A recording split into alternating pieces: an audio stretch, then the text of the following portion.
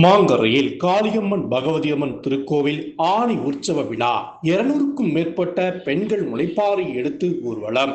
திண்டுக்கல் மாவட்டம் ரெட்டியார்சத்திரம் ஒன்றியம் மாங்கரையில் அமைந்துள்ளது அருள்மிகு ஸ்ரீ காளியம்மன் அருள்மிகு ஸ்ரீ பகவதி அம்மன் திருக்கோவில். இங்கு வருடந்தோறும் ஆணி உற்சவ திருவிழா வெகு விமர்சையாக நடைபெறுவது வழக்கம். அதன்படி கடந்த வாரம் 7ஆம் தேதி செவ்வாய்க்கிழமை சாமி சாட்டுதலுடன் திருவிழா துவங்கியது.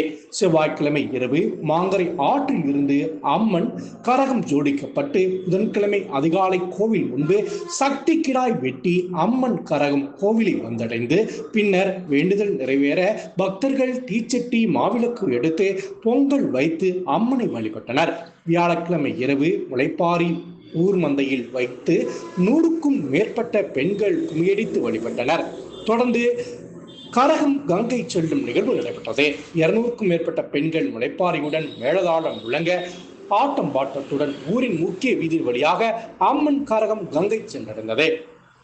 திருவிழாவிற்கான ஏற்பாடுகளை மாங்கரை ஊர் முக்கியஸ்தர்கள் மற்றும் இளைஞர்கள் பொதுமக்கள் சிறப்பாக செய்திருந்தனர். திருவிழாவை முன்னிட்டு ஊர் முழுவதும் வண்ண விளக்குகளால் அலங்கரிக்கப்பட்டிருந்தது.